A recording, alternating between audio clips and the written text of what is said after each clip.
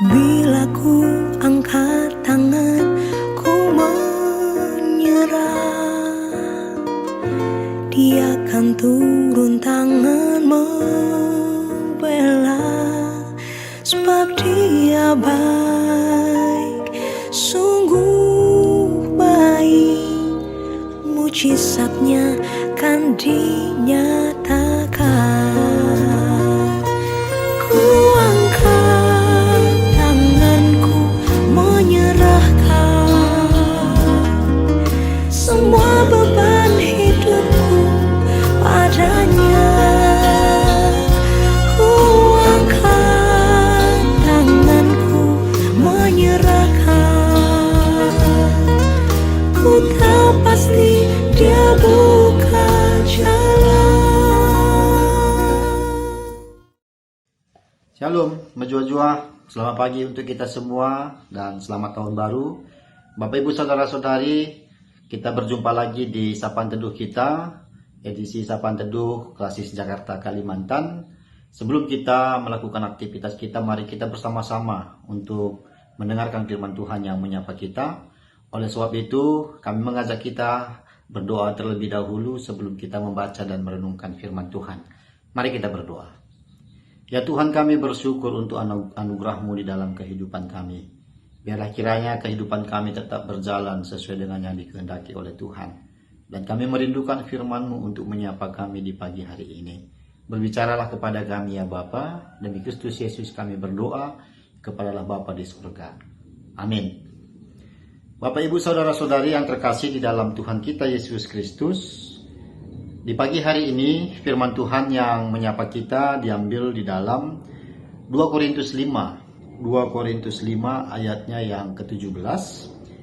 Mari kita membuka Alkitab kita di tempat kita masing-masing. Kami akan membacakan firman Tuhan di dalam 2 Korintus 5 ayat yang ke-17. Beginilah firman Tuhan. Jadi siapa yang ada di dalam Kristus, ia adalah ciptaan baru. Yang lama sudah berlalu, sesungguhnya yang baru sudah datang. Bapak Ibu Saudara-saudari yang terkasih di dalam Tuhan kita Yesus Kristus, di dalam beberapa tulisan Paulus, surat-suratnya ya, sering sekali dia memakai istilah milik Kristus, yang juga setara istilah ini dengan istilah dalam Kristus ataupun di dalam Kristus. Frasa ini adalah sebuah frasa yang mau menekankan tentang hak kepemilikan. Sebagai salah satu contoh, kalau kita melihat kalimat Paulus yang cukup familiar ya, yang cukup familiar di dalam suratnya terhadap jemaat Galatia, khususnya di Galatia 2 ayat 20, dengan tegas Paulus mengatakan, "Namun aku hidup, tetapi bukan lagi aku sendiri yang hidup, melainkan Kristus yang hidup di dalam aku." Kita melihat melalui ungkapan ataupun ungkapan perasaan Paulus lahir dari sebuah pemahaman teologi yang diutarakan oleh Paulus, merupakan sebuah pengalaman dan pengetahuan iman bahwa dia menyadari siapa yang sudah mengakui Kristus sebagai Tuhan dan Juru Selamat, berarti sejalan dengan pengakuan bahwa dirinya sudah dikendalikan oleh Kristus ataupun Roh Allah. Itulah yang dipahami, yang diimani oleh Paulus melalui pengalamannya ketika dia mengalami perjumpaan secara spiritualitas dengan Yesus. Pengakuan identitas ini juga mempengaruhi arah tujuan untuk menempatkan diri secara sadar dan kritis akan apa yang harus dilakukan sebagai identitas milik Kristus. Ini adalah pemahaman yang disampaikan oleh Paulus. Dan sebagai pemilik identitas baru, disebut Paulus bahwa sebagai ciptaan baru. Kita tahu bahwa istilah ciptaan baru sesuatu yang belum tersentuh oleh apapun, tetapi dikendalikan oleh pemiliknya ataupun yang mengetahui apa yang harus dia lakukan adalah pemiliknya sendiri. Kalimat ini lahir dari pengalaman seperti yang saya sampaikan sebelumnya, lahir dari pengalaman iman Paulus yang sebelumnya merupakan orang yang sangat membenci kekristenan dan pada akhirnya mengubah hidupnya menjadi seorang misionaris yang menyebarkan kekristenan, seorang misionaris yang cukup luar biasa yang memiliki dampak di dalam perkembangan kekristenan pada masa itu. Kristus mengubah versi. Nah, ini yang cukup menarik. Kristus mengubah versi hidupnya yang lama menjadi versi yang baru. Versi yang lama menjadi sebuah kenangan yang harus disesali dengan tindakan yang lebih bermanfaat untuk kemuliaan nama Tuhan. Itulah yang menjadi prinsip hidup Paulus. Versi yang lama adalah versi untuk meruntuhkan. Itu adalah versi kehidupan Paulus yang lama. Menjatuhkan dan menyakiti. Tetapi versi yang baru menjadi membangun, memotivasi, dan mengasihi. Kehidupan Paulus diubah secara totalitas, baik hati, pikiran, dan tindakannya. Bapak, Ibu, Saudara-saudari yang dikasihi oleh Tuhan kita, Yesus Kristus, identitas Kristen merupakan sebuah identitas milik Kristus yang tentunya memiliki makna perasa yang sama dengan identitas Paulus ketika dia mengatakan, hidupku bukan milikku lagi, tapi hidupku adalah kepunyaan Kristus. Begitu juga dengan pembacaan kita di pagi hari ini bahwa kita adalah ciptaan baru. Dan sebagai pemilik identitas baru disebut Paulus sebagai ciptaan baru, artinya bahwa istilah ciptaan baru seperti yang kami sampaikan tadi, kita sudah dikendalikan oleh pemilik yang baru. Dengan demikian, versi kehidupan kita juga menjadi versi yang hidup dalam kendali Allah. Versi yang hidup di dalam kendali Allah. Dalam segala sisi kehidupan kita, mencerminkan dan memancarkan cahaya terang ilahi.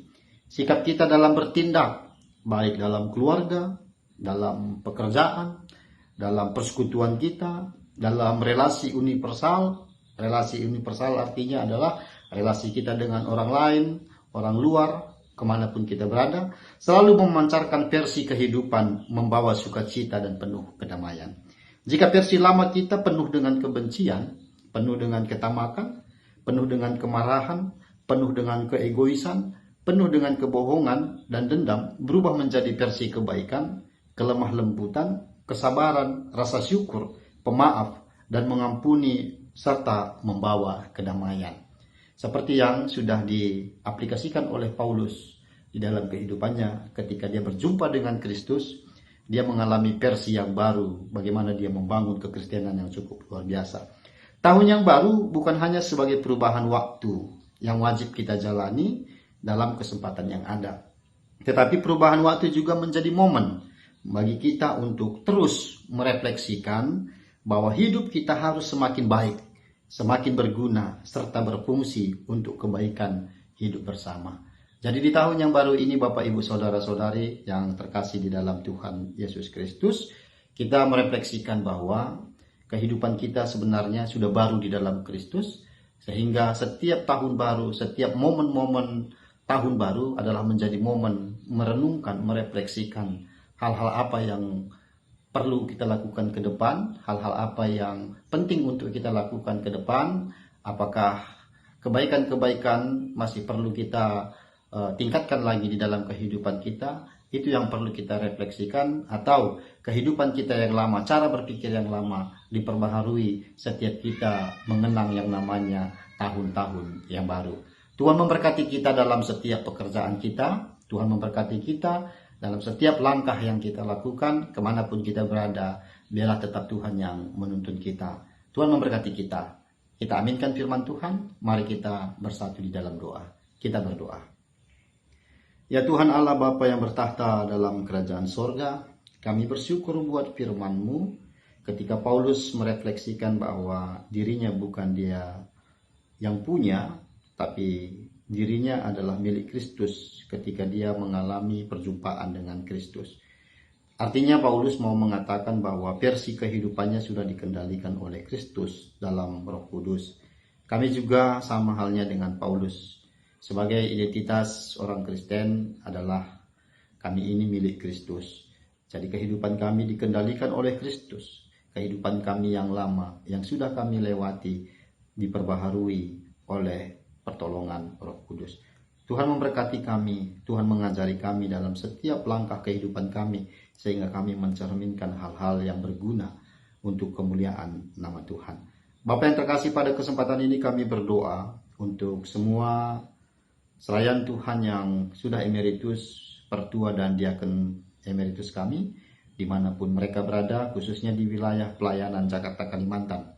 Engkau memberkati kehidupan mereka, Engkau tetap memberikan sukacita kepada mereka, dan Tuhan tetap menuntun kehidupan mereka, sehingga di dalam kehadiran mereka, di tengah-tengah keluarga, di tengah-tengah masyarakat, khususnya juga di tengah-tengah gereja, tetap menjadi guru hikmat, tetap menjadi guru yang memberikan pengajaran-pengajaran dan nasihat-nasihat untuk setiap generasi yang ada.